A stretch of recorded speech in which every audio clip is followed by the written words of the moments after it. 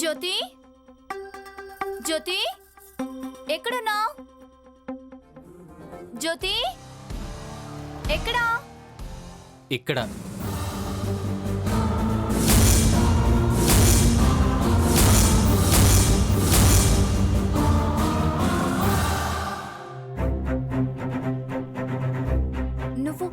నువ్వేంటి ఇక్కడ? జ్యోతి ఏది?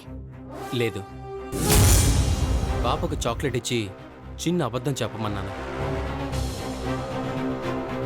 చిన్న పిల్లని అడ్డం పెట్టుకుని నాటకం ఆడతావా? సిగ్గులేదు? ప్రేముంది. ఛీ, ఎందుకొచ్చావు? నా కోసం మా ఊరికి కూడా వస్తావా? నీకోసం మీ ఊరేంటి, నరకానికైనా వెళ్తానా? నువ్వు నిజంగా నరకానికి పోతావు. ఎందుకు ఇలా నా వెంటపడి వేధిస్తున్నావు? నీకేం కావాలి? నువ్వే కావాలి స్నేహ. మర్యాదగా ఇక్కడి నుంచి వెళ్ళిపో. నువ్వు ఇక్కడికి వచ్చావని తెలిస్తే మా అమ్మ అన్నయ్య నిన్ను నరికి పోగులు పెడతారు. నీకోసం చావడానికైనా సిద్ధమే నేను. నువ్వు చచ్చినా నేను నీకు దక్కను. నాపై నీకు ప్రేముంది స్నేహ. నేను చచ్చినా ప్రేమ చావదు. లేదు, నీ మీద నాకు ఎలాంటి ప్రేమ లేదు. నేను నా భర్తనే ప్రేమిస్తున్నాను. నా భర్తే నా సర్వస్వం. ఎవడు? ఆ కుంటోన్నా? ఇదే ఊళ్ళో వాణ్ణి ఎంత చీకొట్టావో, ఎన్నిసార్లు అవమానించావో గుర్తులేదా? మర్చిపోయావా? అందుకే ఇప్పుడు పశ్చాత్తాపడుతున్నాను. నా భర్తకు దగ్గర అవ్వాలనుకుంటున్నాను. ఇంపాసిబుల్ స్నేహ. నేను నిన్ను మర్చిపోవడం ఎంత కష్టమో, నువ్వు నాయుడు బాబుకు చేసిన గాయం మాంటం కూడా అంతే కష్టం. ప్రేమించినవాడు ప్రేమను మర్చిపోనట్టే, ప్రేమలో ఓడిపోయినవాడు కూడా ఓటమిని మర్చిపోలేడు. నువ్వు నాయుడు బాబుకి జీవితాంతం ఆరణమంటవే. ఆ వేడి చల్లారటం చాలా కష్టం. నీకు నేను తప్ప వేరే దిక్కు లేదు. లేదు, బాగా ఆలోచించుకో. స్నేహ, స్నేహ, స్నేహ.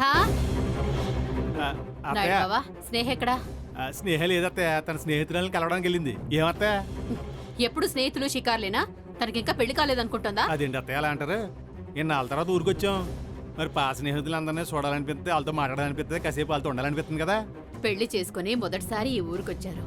స్నేహను మీ ఇంటికి తీసుకెళ్లి ఇంట్లో దీపం పెట్టించు. దీపమా?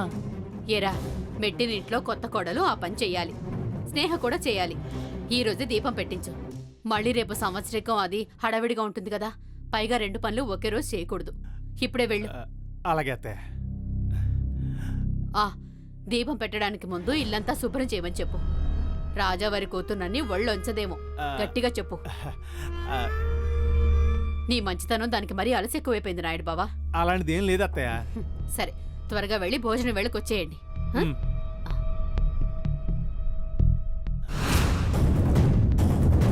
మొత్తానికి నాళ్ళకి నా కళ నెరవేరబోతుందన్నమాట.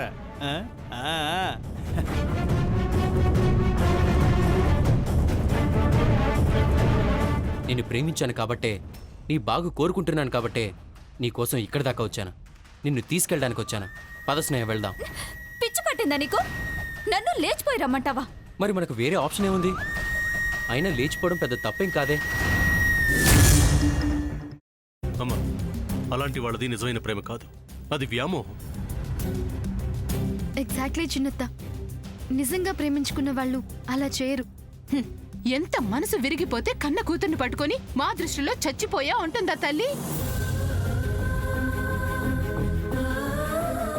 అది సరే అమ్మా, తన కూతురుతో తన మాట అనేటప్పుడు ఆమె మాటల్లో వ్యథ, కళ్ళల్లో బాధ గమనించావమ్మా?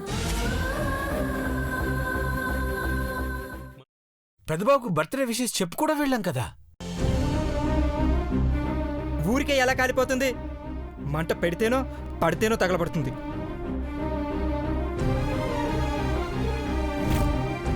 కరెక్ట్ చిన్నబాబు, నీకొచ్చినట్టే నాకు డౌట్ వచ్చింది. పార్వతే షర్టును తగలబెట్టిందనుకుంటా.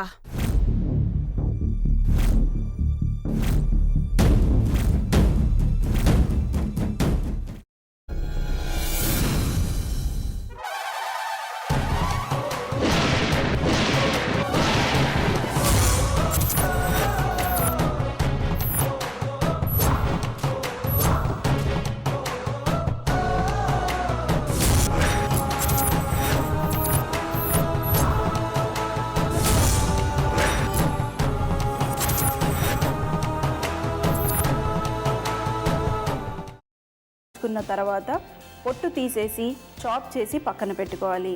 ఒక ప్యాన్లో కొద్దిగా నూనె వేడి చేసి అందులో ఆవాలు, మినప్పప్పు, శనగపప్పు, కరివేపాకు, సన్నగా తరిగి పెట్టుకున్న ఉల్లిపాయలు వేసుకుని 1 నిమిషం పాటు వేయించుకోవాలి. ఆ తర్వాత కాల్చి కట్ చేసి పెట్టుకున్న వంకాయని కూడా అందులో వేసుకుని బాగా మిక్స్ చేసి బౌల్లోకి ట్రాన్స్ఫర్ చేసుకుని అందులో తగినంత చిక్కటి పెరుగు లేదా పల్చటి పెరుగు వేసుకుని మిక్స్ చేసి అన్నంతో కానివ్వండి, చపాతీతో కానివ్వండి సర్వ్ చేసినా చాలా బాగుంటుంది.